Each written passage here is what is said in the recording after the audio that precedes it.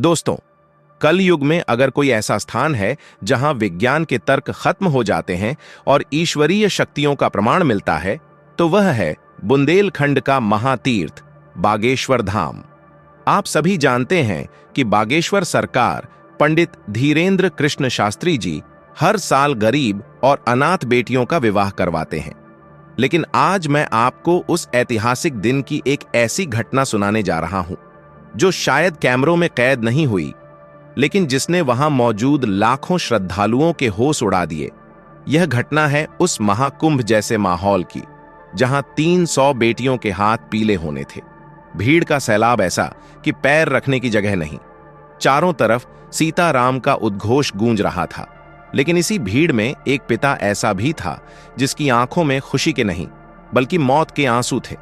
एक ऐसा संकट जो उस पिता की इज्जत को तार तार करने वाला था। और फिर हुआ वो चमत्कार जिसने साबित कर दिया कि जब दुनिया के सारे दरवाजे बंद हो जाते हैं तो बालाजी का द्वार खुलता है। आइए चलते हैं उस दिन की ओर। भक्तों, आधा अधूरा ज्ञान सुनना या छोड़ देना दुख और पाप का कारण बनता है, इसलिए इस घटना को अंत तक अवश्य देखें। अगर आप भी बागेश्वर धाम के सच्चे भक्त हैं तो इस वीडियो को लाइक करके चैनल को सब्सक्राइब जरूर करें और कमेंट में जय हनुमान जय बागेश्वर धाम जरूर लिखें। तो चलिए बिना किसी विलंब के शुरू करते हैं। इस घटना का मुख्य पात्र है राघवेंद्र, जिसे लोग प्यार से राघव कहते थे। राघव एक अत्यंत गरीब किसान था जिसकी फसल पिछले 2 साल से ओलावृष्टि की भेंट चढ़ गई थी। उसके घर में खाने को दाने नहीं थे, लेकिन उसकी एक ही बेटी थी, सुमन, जो बचपन से ही बालाजी की भक्त थी। जब राघव को पता चला कि बागेश्वर सरकार 300 बेटियों की शादी करवा रहे हैं, तो उसने अर्जी लगाई और बालाजी की कृपा से उसकी बेटी का नाम उस लिस्ट में आ गया। राघव की खुशी का ठिकाना नहीं था। सरकार शादी का सारा खर्च उठा रहे थे, गृहस्थी का सामान, जेवर, कपड़े, सब कुछ। राघव को लगा कि उसकी गरीबी अब उसकी बेटी की खुशियों के आड़े नहीं आएगी, लेकिन नियति को शायद कुछ और ही मंजूर था। शादी वाले दिन राघव अपनी पत्नी और बेटी के साथ धाम पहुंचा। लाखों की भीड़ थी, वीआईपी आ रहे थे, बड़े बड़े नेता मंच पर थे। राघव अपनी बेटी को लेकर मंडप की ओर बढ़ ही रहा था कि तभी उसे एक पुराना साहूकार जिसका नाम किशनलाल था भीड़ में दिखाई दिया। किशनलाल वही आदमी था जिससे राघव ने अपनी पत्नी के इलाज के लिए 50,000 रुपए उधार लिए थे, जो वह चुका नहीं पाया था। किशनलाल ने राघव को मंडप के पीछे एक कोने में रोक लिया। उसकी आंखों में लालच और क्रूरता थी। किशनलाल ने कहा, क्यों रे राघव, यहां बेटी की शादी बड़े ठाठ से कर रहा है, सरकार के खर्चे पर और मेरा पैसा। अगर आज तूने मेरे पैसे नहीं दिए तो मैं अभी इसी वक्त इन लाखों लोगों के सामने हंगामा खड़ा कर दूंगा। मैं चिल्ला चिल्ला कर सबको बताऊंगा कि तू चोर है। मैं पुलिस को बुलाऊंगा और तेरी बेटी की शादी इसी मंडप में रुकवा दूंगा। राघव के पैरों तले जमीन खिसक गई। उसने हाथ जोड़कर कहा, सेठ जी, अभी मेरे पास कुछ नहीं है। मेरी बेटी की विदाई हो जाने दो। मैं खेत बेचकर आपका पैसा चुका दूंगा। आज मेरी इज्जत मत उछालो। लेकिन किशनलाल नहीं माना। उसने राघव को अल्टीमेटम दिया, तेरे पास सिर्फ 1 घंटे का समय है। या तो 50,000 रुपये ला या फिर अपनी बेटी को डोली की जगह थाने ले जाने के लिए तैयार हो जा। राघव पागलों की तरह भीड़ में भागने लगा। उसके पास फूटी कौड़ी नहीं थी।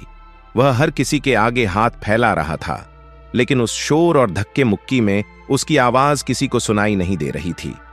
उसकी पत्नी मंडप में बेटी के पास बैठी रो रही थी, यह सोचकर कि अभी पुलिस आएगी और सब खत्म हो जाएगा। उधर मंच पर पंडित धीरेंद्र शास्त्री जी बागेश्वर सरकार अपना दरबार लगाए हुए थे और वर वधू को आशीर्वाद दे रहे थे। माइक पर उनकी गर्जना हो रही थी, आज मेरे देश की 300 बेटियां मेरी बेटियां बनकर अपने घर जा रही हैं। जिसके सिर पर कोई नहीं, उसके सिर पर बागेश्वर बालाजी हैं। राघव भीड़ में एक खंभे के पीछे छिपकर फूट फूट कर रोने लगा। उसने अपनी जेब से एक छोटी सी पुड़िया निकाली, उसमें जहर था। उसने सोचा, अगर मैं मर गया तो शायद सेठ मेरी बेटी को छोड़ दे, मेरी लाश देखकर उसे दया आ जाए। वह जहर खाने ही वाला था कि तभी अचानक मंच से धीरेंद्र शास्त्री जी की आवाज गूंजी। उनका स्वर बदल गया था। उन्होंने कथा रोक दी। शास्त्री जी ने माइक पर कहा, ठहरो, वो पीछे वो जो खंभे के पास खड़ा है, लाल साफा बांधे। ए भाई, ओ राघवेंद्र, रुक जा। लाखों की भीड़ सन्न रह गई। पिन ड्रॉप साइलेंस हो गया। राघव के हाथ से जहर की पुड़ियां छूट गई। वह कांपने लगा। इतनी भीड़ में मंच से 200 मीटर दूर गुरुदेव ने उसे कैसे देखा और उन्हें उसका नाम कैसे पता? शास्त्री जी ने सेवादारों को आदेश दिया, जाओ, उसे पकड़कर लाओ। वो कुछ गलत करने जा रहा है, उसे मेरे पास लाओ अभी। सेवादार भीड़ को चीरते हुए राघव के पास पहुंचे और उसे सहारा देकर मंच पर ले आए। राघव का शरीर कांप रहा था, पसीने से लथपथ। वह मंच पर आते ही शास्त्री जी के चरणों में गिर पड़ा। शास्त्री जी ने उसे उठाया नहीं, बल्कि माइक पर ही दहाड़ते हुए कहा, अरे पागल, तू क्या सोचता है? तू मरेगा तो समस्या हल हो जाएगी। तेरी बेटी की शादी हम करवा रहे हैं, उसका कन्यादान हम कर रहे हैं, तो उसकी इज्जत की जिम्मेदारी भी हमारी है। फिर शास्त्री जी ने एक पर्चा निकाला जो उन्होंने पहले से लिख रखा था। उन्होंने पर्चा कैमरे के सामने लहराया और पढ़ना शुरू किया। तेरा नाम राघवेंद्र है। तूने 50,000 का कर्ज लिया है। साहूकार तुझे मंडप में धमकी दे रहा है। तू अपनी जान देने जा रहा था, पर सुन, बालाजी कहते हैं तेरी बेटी की शादी नहीं रुकेगी। राघव यह सुनकर स्तब्ध रह गया। उसे विश्वास नहीं हो रहा था कि उसके मन की बात, जो उसने किसी से नहीं कही, वो पर्चे पर लिखी थी। लेकिन असली चमत्कार तो अब होना था। शास्त्री जी ने माइक पर कहा, वो साहूकार किशनलाल जहां भी है, उसे मेरे सामने लाया जाए। भीड़ में खलबली मच गई। किशनलाल, जो छिपकर तमाशा देख रहा था, डर के मारे भागने लगा, लेकिन भीड़ ने उसे पहचान लिया और पकड़कर मंच के पास ले आई। किशनलाल डर से थर-थर कांप रहा था। उसे लगा बाबा उसे श्राप देंगे या पुलिस के हवाले करेंगे। शास्त्री जी मुस्कुराए। उन्होंने कहा, सेठ, तुझे तेरा पैसा चाहिए ना? ले, अपना पैसा ले। शास्त्री जी ने अपनी गद्दी के पास रखे एक नारियल को उठाया और राघव के हाथ में दिया। उन्होंने कहा, राघव, इस नारियल को फोड़। राघव ने कांपते हाथों से नारियल को जमीन पर पटका। जैसे ही नारियल टूटा, उसमें से पानी नहीं निकला, बल्कि उसमें से फूलों की पंखुड़ियां और एक लिफाफा निकला। हैरानी की इंतहा नहीं थी। नारियल, जो पूरी तरह से बंद था, उसके अंदर लिफाफा। शास्त्री जी ने कहा, खोल इसे। राघव ने लिफाफा खोला। उसमें कड़कड़ाते हुए 500 के नोटों की गड्डी थी। शास्त्री जी ने पूछा, गिन ले, पूरे 50,000 हैं। और सुन, इसमें 11 रुपये शगुन के ज्यादा हैं।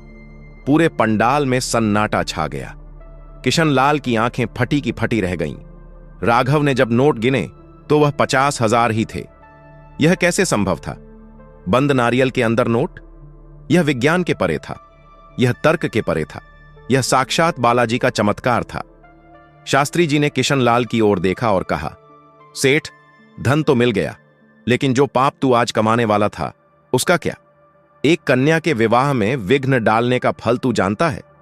किशनलाल, जो अभी तक घमंड में था, वह बाबा के चरणों में गिरकर रोने लगा। उसने वह पैसे वापस राघव की ओर बढ़ा दिए और बोला, महाराज, मुझे माफ कर दो, मेरी बुद्धि भ्रष्ट हो गई थी। मैं यह पैसा नहीं लूंगा। यह पैसा मैं अपनी तरफ से बिटिया सुमन को कन्यादान देता हूं। धीरेन्द्र शास्त्री जी ने हंसते हुए कहा, यह है सनातन की शक्ति। यह है बालाजी का दरबार। यहां समस्या का समाधान ही नहीं होता, बल्कि इंसान का हृदय भी बदल जाता है। उस दिन वहां मौजूद लाखों लोगों ने अपनी आंखों से देखा कि कैसे एक पिता की आत्महत्या बची, एक बेटी की इज्जत बची और एक लालची साहूकार भक्त बन गया। लोग बागेश्वर धाम सरकार की जय के नारे लगाने लगे। पूरा वातावरण भक्तिमय हो गया। दोस्तों, राघव की बेटी की शादी धूमधाम से हुई। बागेश्वर सरकार ने न केवल उसे आशीर्वाद दिया, बल्कि उसे जीवन भर के लिए अभयदान भी दिया। यह घटना हमें बताती है कि जब आपकी नीयत साफ हो और आप पर बालाजी की कृपा हो, तो बड़ी से बड़ी मुसीबत भी आपके सामने घुटने टेक देती है। वह नारियल का चमत्कार कोई जादू नहीं था। वह एक संदेश था कि ईश्वर अपने भक्तों की लाज बचाने के लिए किसी भी रूप में आ सकते हैं। 300 बेटियों की उस भीड़ में राघव की वो पुकार सुनी गई। अगर आपको भी बागेश्वर बालाजी की शक्तियों पर विश्वास है, तो कमेंट में पूरे जोश के साथ लिखें, जय श्री राम और जय बागेश्वर धाम। इस वीडियो को इतना शेयर करें कि सनातन की यह शक्ति हर घर तक पहुंचे। दोस्तों, इस वीडियो को अपने दोस्तों, परिवार और रिश्तेदारों के साथ शेयर जरूर करें और वीडियो पसंद आई है तो वीडियो को लाइक करके चैनल को सब्सक्राइब जरूर करें और कमेंट बॉक्स में जय हनुमान, जय बागेश्वर धाम जरूर लिखें। धन्यवाद।